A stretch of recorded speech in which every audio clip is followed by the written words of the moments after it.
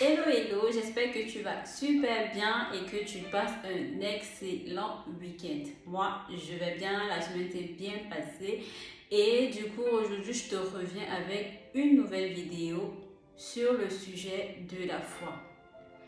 Tu as déjà peut-être entendu parler de l'expression né de nouveau en français ou born again en anglais et tu es toujours un peu perdu sur cette notion. Tu ne comprends pas ce que ça veut dire. Tu as l'impression que les gens qui se donnent cette appellation sont illuminés, bizarres et tout, bref, tout ce que tu peux penser. Et donc aujourd'hui, dans cette vidéo, je vais essayer à mon niveau de t'expliquer en fait ce que c'est de manière très facile afin que tu puisses avoir un regard autre que celui que tu as présent sur cette expression né de nouveau ou born again. Alors, si tu es curieuse ou curieux de connaître ce qui se cache sous cette appellation, je te dis à tout de suite.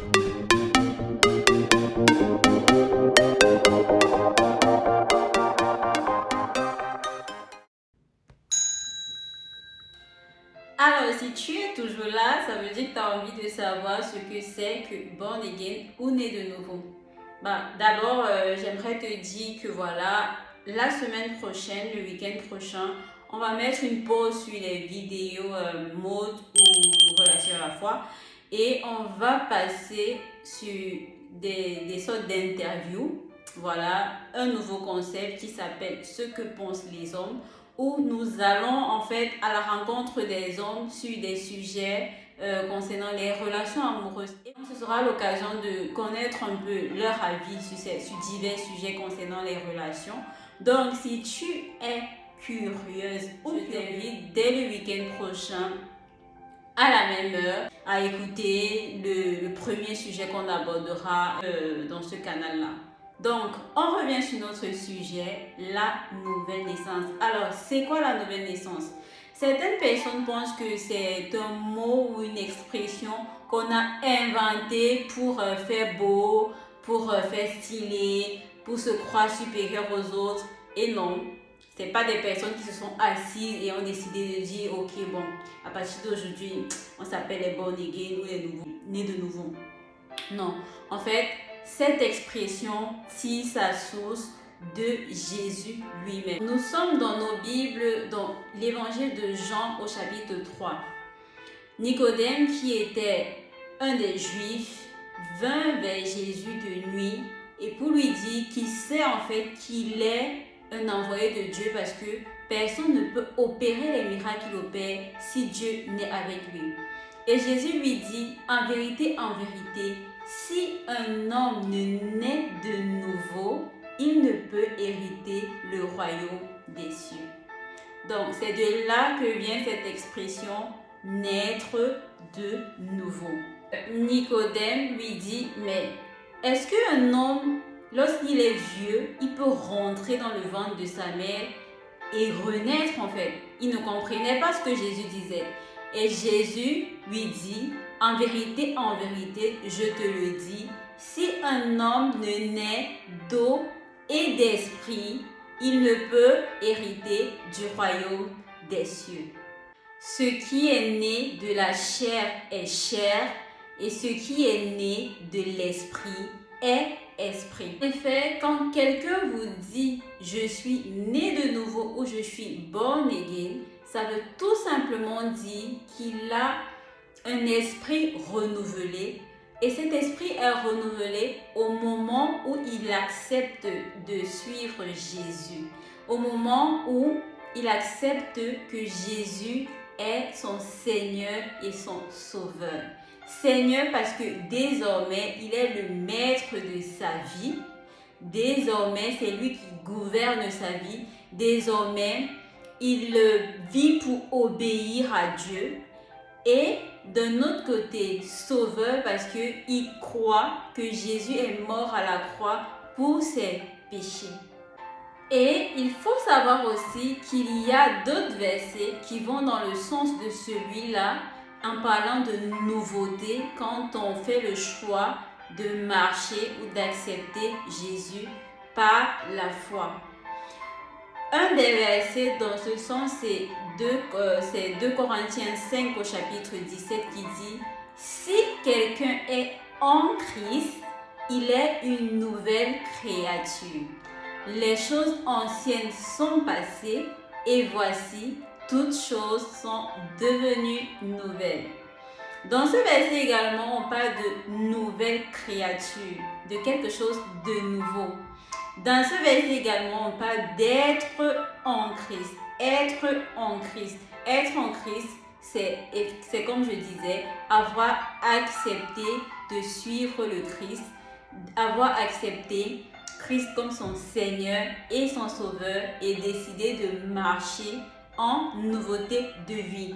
Les choses anciennes sont passées. Ça veut dire que désormais, je ne reste plus dans les péchés d'avant. Désormais, je vis une vraie repentance. Ça veut dire que le fardeau, la nature pécheresse que je portais à cause de la désobéissance du premier homme, à savoir Adam, n'existe plus. Désormais, je suis renouvelée. Désormais, l'Esprit de Dieu habite en moi et fait de moi une nouvelle créature. Donc, si on doit retenir quelque chose sur cette notion, c'est que être né de nouveau ou born again signifie appartenir au royaume des cieux.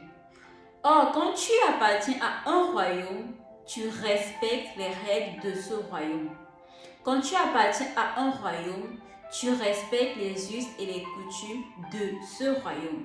Voilà pourquoi quand tu es né de nouveau, tu ne marches plus selon ton propre raisonnement, ton propre entendement, ta propre volonté, mais tu décides de te soumettre aux lois et aux règlements du nouveau royaume auquel tu appartiens. Et cela se fait au moment où tu décides de reconnaître que Christ est le Fils de Dieu envoyé sur terre pour mourir pour tes péchés afin que toi, tu aies la vie éternelle. Beaucoup de personnes également pensent que être né de nouveau, c'est être bizarre. Mais voilà, ce n'est pas du tout le cas. On ne passe pas nos journées 24 sur 24 à l'église. On ne s'habille pas avec des draps de la tête aux pieds. Franchement, être né de nouveau, quand on est né de nouveau, on vit sa vie, on joue, on rigole, on a des distractions, on va au ciné, on fait des sorties entre amis.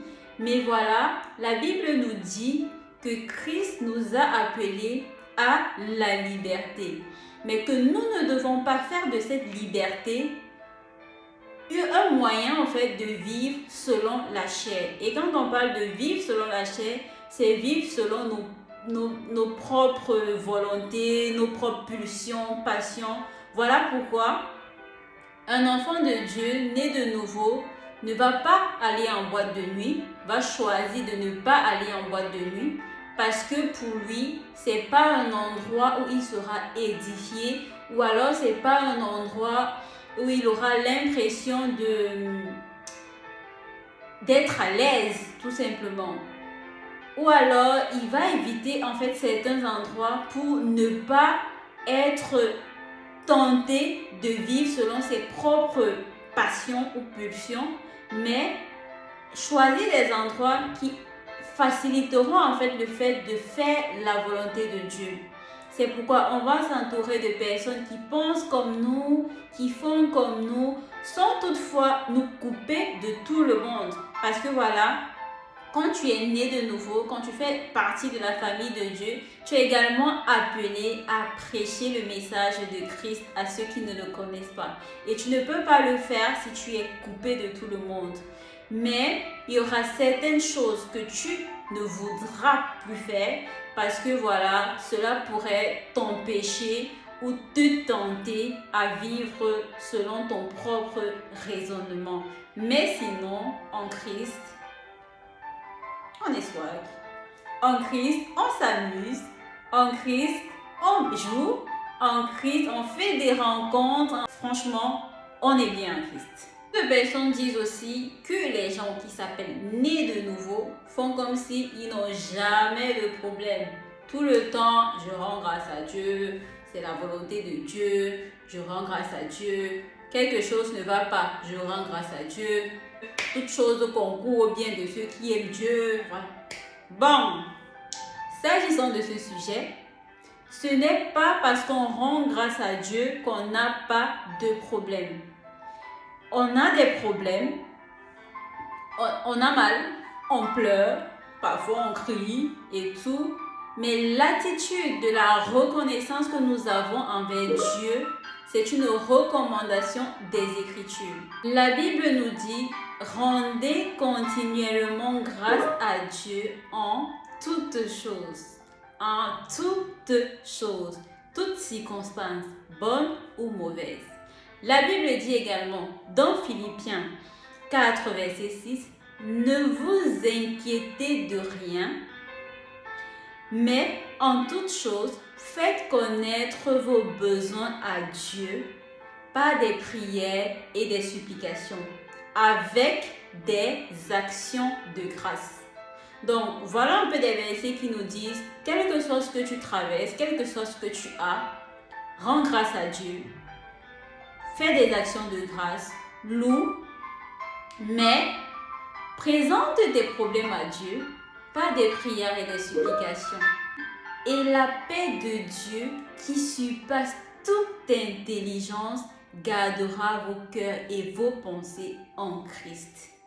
Donc, on a des problèmes, on a des difficultés, mais on décide de faire confiance en Dieu parce que la Bible dit également que Dieu connaît les projets qu'il a pour nous. Ce sont des projets de bonheur et non des projets de malheur. Jésus également disait, vous aurez des tribulations, mais prenez courage car j'ai vaincu le monde. Wow! Another point. Les born again, les nés de nouveau, ils disent qu'ils ne sont pas les pauvres pécheurs. Que pendant que les gens prient, pardonne-moi Seigneur, je ne suis qu'un pauvre pécheur, eux ils sortent là. Ils disent qu'ils ne sont pas les pauvres pécheurs. Non, non, non, non, non. Pourquoi un né de nouveau dit qu'il n'est pas un pauvre pécheur? Vous l'aurez compris, tout ce que je vous dis est appuyé sur la Bible. Donc, en ce qui concerne le fait de ne pas être des pauvres pécheurs, la Bible dit ceci dans Romains 8. Il n'y a donc maintenant aucune condamnation pour ceux qui sont en Jésus-Christ. Il n'y a donc maintenant aucune condamnation pour ceux qui sont en Jésus-Christ. Disclaimer, je ne dis pas que né de nouveau ne pêche pas. Non. Je dis qu'un né de nouveau n'est pas un pauvre pécheur. Il y a une différence entre un dentiste, sa profession, qui dira je suis un dentiste parce que de manière permanente je fais le métier de dentiste, et une personne qui, voilà, par des circonstances un peu compliquées, un jour a soigné la dent de son ami. On va pas l'appeler dentiste. Quelquefois, il a fait ce qu'il a fait, mais ça ne lui donne pas le statut de dentiste. Parce que pour être dentiste, il faut l'être de manière permanente, il faut avoir un diplôme qui te permet d'être dentiste et tout. De la même manière, le né de nouveau, bien que des fois il tombe, comme l'apôtre Paul disait, je ne veux être une occasion de chute pour personne, donc je vais utiliser le mot chuter. Un né de nouveau va chuter, mais il ne se considère pas comme un pauvre pécheur parce que c'est lui donner une nature permanente de pécheur. Or, la Bible dit que Christ est mort pour nos péchés, passé, présent, futur. Et nous trouvons le pardon dans le sang de Christ. Donc, et Romains dit, il n'y a donc plus aucune condamnation pour ceux qui sont en Christ. Pourquoi? Parce que l'agneau de Dieu, l'agneau immolé, a lavé nos péchés. Et la Bible le dit, il l'a fait une fois pour toutes. Il ne va plus revenir le faire. Il l'a fait une fois pour toutes. C'est ce que la Bible nous dit. La Bible dit également dans 1 Corinthiens 6, verset 11. Et c'est là ce que vous étiez, quelques-uns de vous. Mais vous avez été lavés, mais vous avez été sanctifiés, mais vous avez été justifiés au nom du Seigneur Jésus-Christ et par l'Esprit de notre Dieu. Donc nous avons été lavés de nos péchés. Nous avons été justifiés par le sang de Christ. Nous avons été sanctifiés. Voilà pourquoi je peux tomber, je peux chuter dans ma marche avec le Seigneur, mais je ne me considère pas comme un pauvre pécheur parce que je suis désormais un citoyen du royaume de Dieu. Le dernier point que je veux aborder, c'est que généralement, quand tu demandes à quelqu'un qui est né de nouveau, si aujourd'hui tu meurs, où est-ce que tu vas? Il te répond, je vais au paradis. Et toi, tu ne comprends pas, tu dis, ah, donc toi, tu es sûr que tu ne fais pas quelque chose qui est mal. Donc toi, tu es sûr que tu es parfait. Jusqu'à on te demande, tu n'hésites même pas, tu dis que je vais au paradis. Pourquoi il répond cela? La Bible dit dans 1 Jean chapitre 5 verset 13 ceci. Je vous ai écrit ces choses afin que vous sachiez que vous avez la vie éternelle, vous qui croyez au nom du Fils de Dieu. Et dans Jean 17 verset 3 il est écrit: Or la vie éternelle, c'est qu'ils te connaissent, toi le seul vrai Dieu et celui que tu as envoyé, Jésus-Christ. La Bible dit que si tu crois que Jésus est le Fils de Dieu et qu'il est mort pour tes péchés et que tu décides de respecter les volontés de son royaume, tu auras la vie éternelle. Tu auras la vie éternelle. Tu iras au paradis. C'est pourquoi un né de nouveau pourra dire aujourd'hui, si je meurs, je sais que je vais vers le Père. C'est pourquoi les nés de nouveau ont l'assurance de leur salut. Vous l'aurez compris, être né de nouveau ne veut pas dire être parfait. Être né de nouveau ne veut pas dire se sentir supérieur aux autres. Être né de nouveau ne veut pas dire voilà, ne jamais pécher. Non. Être né de nouveau, c'est juste un choix que j'ai fait, qui est le choix, voilà, de me conformer aux règles du royaume des cieux. Parce que au moment où j'ai accepté de suivre Jésus, au moment où j'ai accepté que Christ est mon Seigneur et mon Sauveur, j'ai renoncé à mon ancienne vie, j'ai renoncé à ce que je faisais avant, à ma vie d'avant, pour pouvoir vivre cette vie nouvelle en Christ. Donc, j'espère qu'aujourd'hui, tu comprends mieux ce qu'est être né de nouveau. Si tu ne l'as pas encore fait, j'espère que voilà, tu feras le pas. Si tu as des questions, n'hésite vraiment pas à m'écrire, je te répondrai. Parce que la vie en Christ, elle est magnifique, elle est merveilleuse. J'espère que cette vidéo t'a béni. Si tu as des questions, n'hésite pas à les mettre en commentaire. Et n'oublie pas, la semaine prochaine, on se voit avec le premier interview sur les relations amoureuses. D'ici là, je prie que le Seigneur te bénisse, porte-toi bien et à bientôt.